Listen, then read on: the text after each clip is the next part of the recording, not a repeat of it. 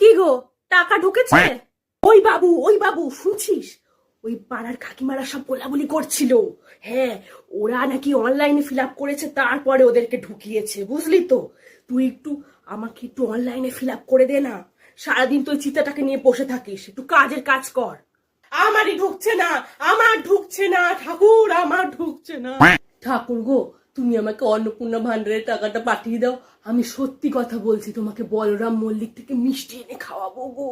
আর বলো না দিদি, ওর বাবাকে দিয়ে একটা কাজও হয় না জানো, সব কিছুতে লেগে থাকতে হয়, সব কিছুতে।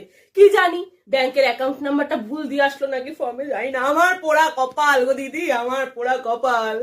আজ তোমার পরীক্ষা ভগবান। বাপের হোটেলে খালি গাদা গাদা গিলছে আর বলদা পাঠা তৈরি হচ্ছে দিনকে দিন। শোনো, আমি আর রান্না করতে পারবো না। আমার যদি না ঢোকে অন্নপূর্ণা ভান্ডারের টাকা, আমি আর রান্না করতে পারবো না। এই আমি শুয়ে পড়লাম। কি রে বাবু, একটু ফোনটা চেক করে দেখ না মেসেজ এলো কিনা।